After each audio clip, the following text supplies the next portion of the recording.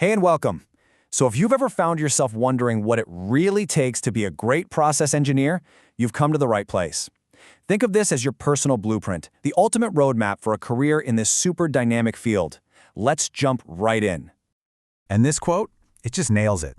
This job isn't about just keeping the lights on. The whole mission of a process engineer is transformation. It's about taking something that already works and making it work brilliantly. It's all about adding value every single step of the way. So here's our game plan for today. We're going to start with the big picture, the mission itself.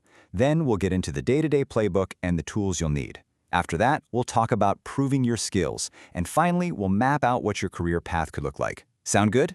Let's do it. First up, the mission. Look, before you can master any role, you have to get its core purpose, right? So what exactly is a process engineer? What do they do? Okay, let's break this down. It really comes down to 4 key actions. You design brand new systems, you analyze the ones already running to see what's what, you optimize them to squeeze out every bit of performance, and you control them to make sure they're consistent. And notice the goal here. Every single one of those actions is about making things better, more efficient, higher quality, safer, and cheaper.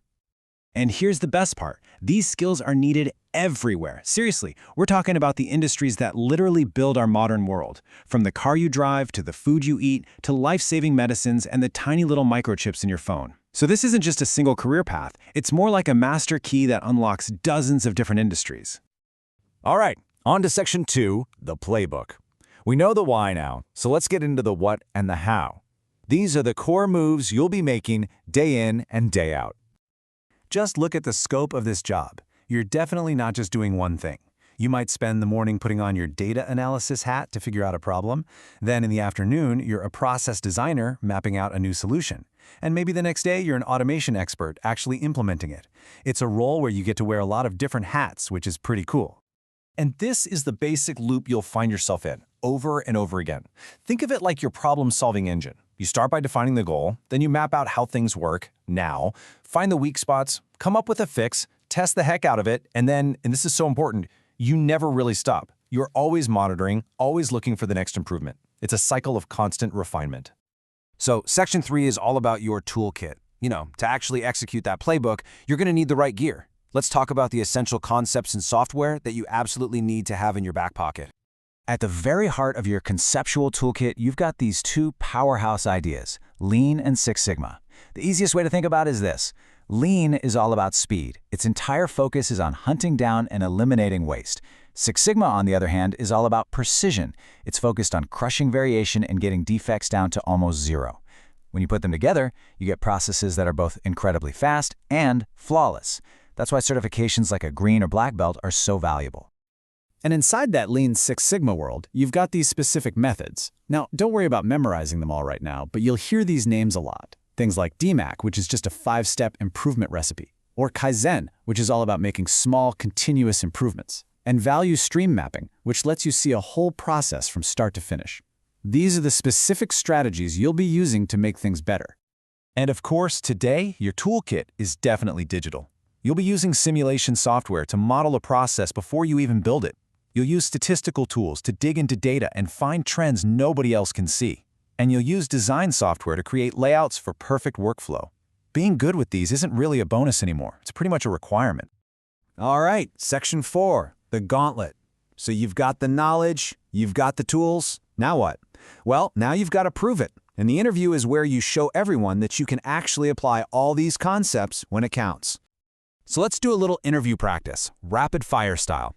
First question they might hit you with, what is value stream mapping?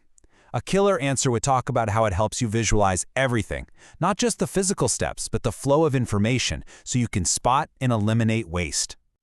Next up, explain DMake with a real-world example. What they're looking for here is to see if you can actually apply that 5-step process, define, measure, analyze, improve, and control, to a problem you might actually face on the job. And one more. What's the real difference between PLC and SCADA? They want to hear you say something like, a PLC is the hands-on controller for one machine, while SCADA is the manager in the control room, overseeing the whole operation. Nailing questions like these with crisp, confident answers, that's how you show them you're ready to go. And that brings us to our final section, the ascent. So, you've passed the gauntlet, you've got the job. What does the journey ahead actually look like? This part is all about building a long-term, really rewarding career. This is a pretty common and honestly really exciting career ladder. You might start out getting your hands dirty as a technician. Then you grow into that engineer role, start tackling bigger and bigger projects as a senior engineer, and from there, the sky's the limit. You can move into leadership, manage entire operations, or even run a whole plant one day. The path for growth is huge. But here's a key piece of advice. Climbing that ladder isn't just about being the smartest technical person in the room. As you move up, your success starts to depend just as much on understanding the business side of things and, crucially, on your ability to lead and inspire your team. And this, right here, this is the ultimate goal. A great engineer, they can fix a broken process, no problem. But an exceptional one, they design a process so smart, so robust, that it actually starts to improve itself. That's the mindset that separates the best from the rest. So after all this, what's the big takeaway?